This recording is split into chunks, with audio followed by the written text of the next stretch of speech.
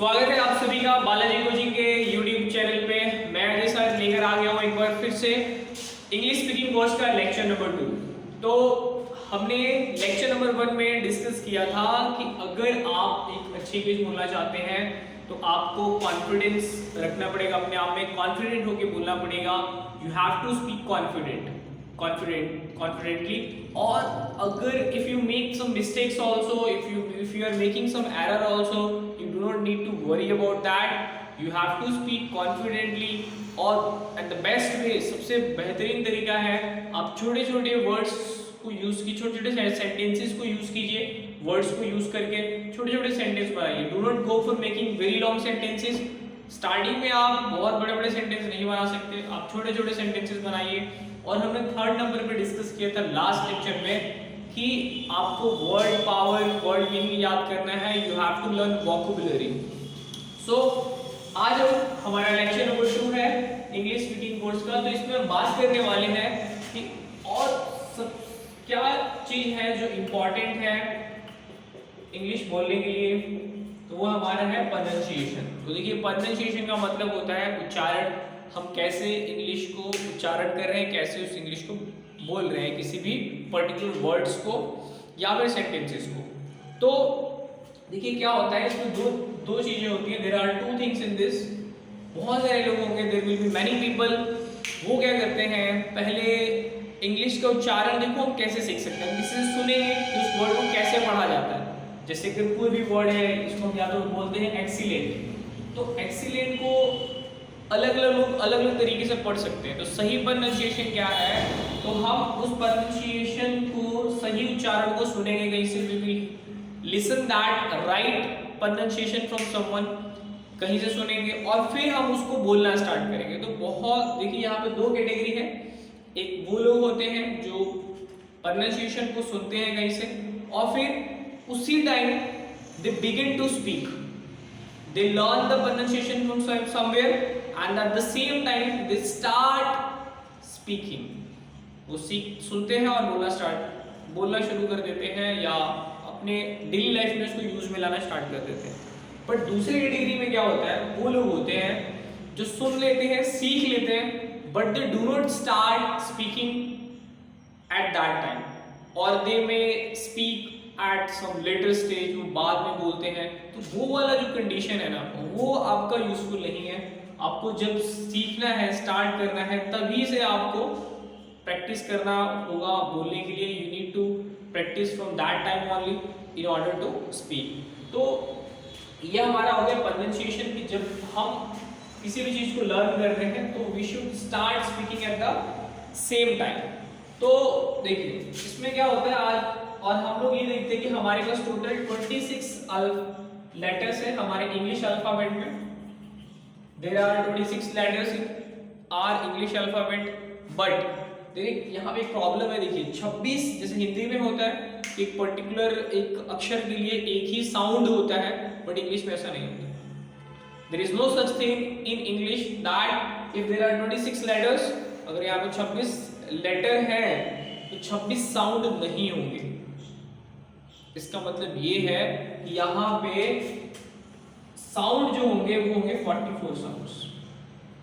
इसका मतलब क्या है कि देखिए आपका अगर एक लेटर है तो उसका एक से ज्यादा साउंड होगा, एक से ज्यादा तरीके से हम उसको उच्चारण कर सकते हैं, उसको पढ़ सकते हैं। उसका साउंड, हमारे वर्ड्स जब हम पढ़ेंगे उसको उच्चारण करेंगे तो एक से ज्यादा साउंड आ सकता है। जैसे एग्जांपल लीजिए, अगर हम सी की बात करें, जो हमारा इंग्लिश लेटर है सी, तो क्या होता है कि कई बार यहाँ जैसे लिखा है तो हमने इसको लिखा है कट, ठीक है। तो ये जो हमारा सी है इसको हमने यहाँ पे पढ़ा कट। इसके अलावा अगर हम यहाँ पे लिख दें PUT तो ये हो गया पुट, RUD तो यहाँ पे सी नहीं होगा, यू होगा, ठीक है ना। तो यू यहाँ पे अलग अलग उच्चारण, अलग अलग साउंड प्रोड्यूस करेगा हर एक वर्ड के अकॉर्डिंग। जैसे हमने लिखा है यहाँ पे कट और यहाँ पे रहा पुट, तो यू जो है अलग तरीके से हम इसको साउंड जनरेट कर रहे हैं, अलग तरह से साउंड इसका आ रहा है। तो कट हो गया, पुट हो गया, यहाँ पे यूड हो गया। तो ये कुछ एग्जांपल है यू के। इस तरीके से हमारे पास और भी वर्ड होते हैं, जैसे कि हम बात करेंगे मिनट, ठीक है, मिनट, तो यहाँ पे यू, और इसी तरीके से यूनिवर्सिटी, तो ये क्या है कि आपका सिंगल लेटर है यू, बट ये क्या कर रहा है, मोर देन वन साउंड प्रोड्यूस कर रहा है अलग अलग तरीके से। तो इसी तरीके से 44 साउंड्स होते हैं, और वो कुछ रूल जैसे कि आप as you listen from your surrounding और फ्रॉम सम अदर सोर्सेज, वो यूट्यूब हो सकता है, इंटरनेट हो सकता है, ये इवन हम लोग क्लास में डिस्कस कर रहे हैं। जैसे जैसे आप सुनेंगे then you will learn that what is the exact and the right pronunciation. So this one is you. इसी तरीके से कुछ और भी हो सकते हैं वर्ड्स, मैं उनको लिख दे रहा हूँ, आप इसको पॉज करके if you want to write, if you want to note down you can, okay, आप इसको नोट कर सकते हैं, pause. So let me erase this. तो हमने यहाँ देखा कि एक लेटर है जो कि यू है, और उसका अलग तरीके से साउंड यहाँ पे हमारे पास हो गया, ठीक है। अब अगर हम के साउंड की बात करें, या उसको हम बोले क साउंड, तो जो क साउंड है, जैसे कि आप क साउंड या फिर उसको के साउंड बोल सकते हैं। जैसे आपके पास इंग्लिश में वर्ड होता है, there is a word in English that is chemistry, okay. So chemistry में CH जो है वो क का आवाज दे रहा है, ठीक है ना, बट यहाँ पे के नहीं है, but still it is giving a sound of, और it makes a sound that is of K, so that is chemistry.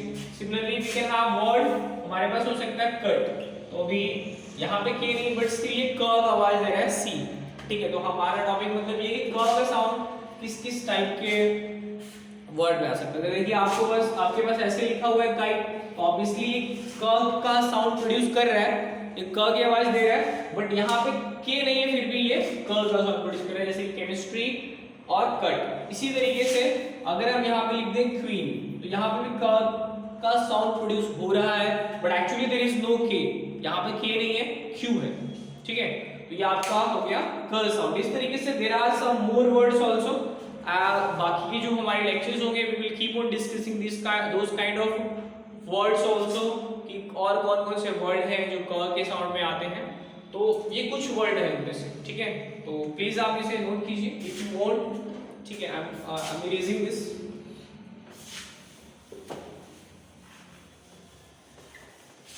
अब देखिए क्या होगा कि आपको बहुत सारे कुछ ऐसे भी वर्ड्स मिलेंगे जिसमें आपको मोर देन वन वॉवल होगा, ठीक है। मोर देन वॉवल का मतलब ये होता है जैसे कि पीपल, ठीक है, यहां पे लिख दे रहा हूं words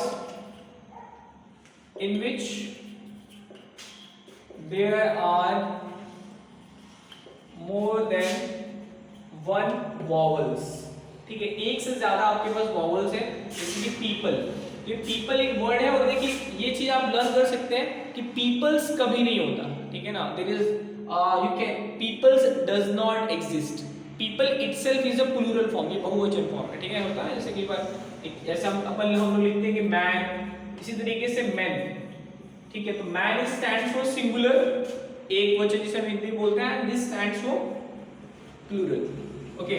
simply people, there is a word in which there are more than one vowel। तो हमारे पास vowels जो होते हैं जिसको हम हिंदी में व्यंजक बोलते हैं, तो E I A E I O U, तो these are 5 vowels। तो इनमें ऑब्वियसली ये दो vowel है। Similarly there are some more words, जैसे कि आप लिख सकते हैं फील्ड, ग्रीड, जिसको लालच बोलते हैं हम लोग, ठीक है। तो ये कुछ इस तरीके से वर्ड है, या रिसीव। तो कहने का मतलब क्या है कि यहाँ पे no doubt there are more vowels, vowel ज्यादा है, बट साउंड एक ही वॉवल का प्रोड्यूस होगा, सिर्फ एक वॉवल का साउंड प्रोड्यूस होगा। जैसे कि आप इसको पढ़ते हो पीपल, फील्ड, ग्रीड, रिसीव, ठीक है। तो कहने का मतलब ये कि एक ही साउंड, एक ही वॉवल आपको साउंड देगा, बाकी का साउंड नहीं आ रहा है, ठीक है। तो ये कुछ वर्ड है जिनमें वॉवल्स एक से ज्यादा है, प्लीज आप उसे नोट कीजिए।